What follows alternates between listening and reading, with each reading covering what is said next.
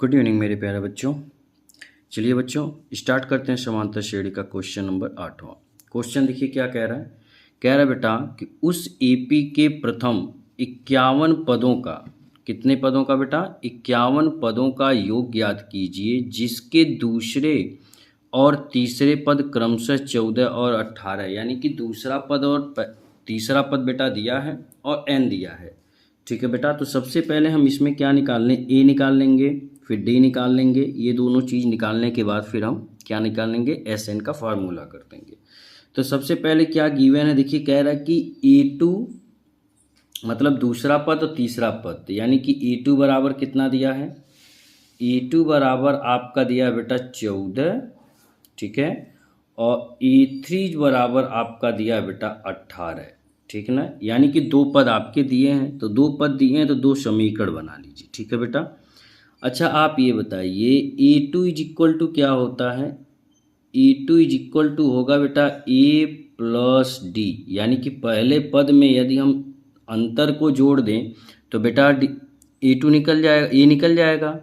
तो देखिए ए2 का मान आपका कितना बेटा 14, यहाँ पे 14 कर दो बेटा, बराबर ए का मान बेटा आपको नहीं पता है, ए कर दो, प्लस डी का भी मान आपको बेटा नहीं पता है, तो आप अब इसको क्या कर लो, समीकरण नंबर 1 बना लो, ठीक है बेटा।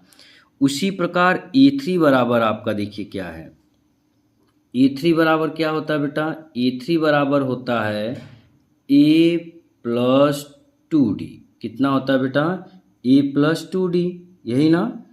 तो अब आप बताओ इसमें हम क्या कर सकते हैं, या तो ये फार्मूला लगा दो, ठीक है, या आप E3 निकालने के लिए हम क्या कर सकते हैं, E3 का मान आपका 18 दिया है ना, तो D इज इक्वल टू क्या होता है, D इज इक्वल टू होता है ना बेटा A3 माइनस A2, यही होता है ना। अरे D बराबर क्या होता है, A3 माइनस A2, ठीक है। तो D बराबर आपका कितना होगा, A3 का मान आपका कितना दिया बेटा 18, माइनस E2 का मान आपका कितना दिया है बेटा 14, ठीक है। तो D बराबर 18 माइनस 14 करेंगे तो कितना हो जाएगा बेटा 4 हो जाएगा, ठीक है, यानी कि D का मान निकल गया। आप इस फार्मूले से भी लगा के इक्वेशन बना सकते हो, लेकिन हमने आपको बिल्कुल आसान कर दिया। D इज इक्वल टू क्या होता है, A3 माइनस A2, तो 18 माइनस 14 करोगे बेटा आपका 4 आ जाएगा, क्लियर ना, यानी कि D निकल गया। यही D का मान आप समीकरण नंबर 1 में रखेंगे तो बेटा A का मान निकल जाएगा। तो लिखोगे यहाँ पे D का मान, D का मान समीकरण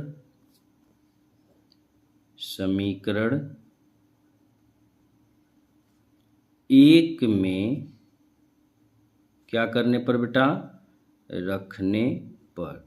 तो चलिए D का मान हम क्या करते हैं बेटा, समीकरण 1 में रख देते हैं। तो समीकरण 1 क्या है, पहले उसको नोट कर लो बेटा। समीकरण 1 हमारा है 14 is equal to A plus D, कितना बेटा ए प्लस डी। तो ये देखो बेटा 14 हो गया, ये ए की वैल्यू नहीं पता है, डी की वैल्यू कितना है बेटा 4 है, ठीक है ना। डी की वैल्यू कितना बेटा आपका 4 है। तो अब आप बताइए जब डी की वैल्यू आपका 4 है बेटा, तो ए इज इक्वल टू आपका कितना हो गया, ए इज इक्वल टू आपका होगा 14 और प्लस का बेटा -4, तो ए इज इक्वल टू आपका कितना होगा 14 माइनस 4 करेंगे तो कितना होगा बेटा आपका 10 होगा, कितना होगा आपका 10, यानी कि ए का भी मान निकल गया।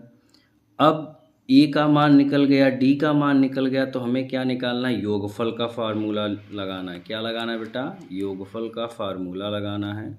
तो योगफल बराबर आपका क्या होता है बेटा, यानी कि हम यहाँ पे क्या कर सकते हैं, देखो S N is equal to rule क्या होता है बेटा, n/2, फिर ब्रैकेट में 2a प्लस n-1 डी, यही आपका क्या है बेटा फार्मूला है। तो एस एन आपको निकालना है बेटा, है ना।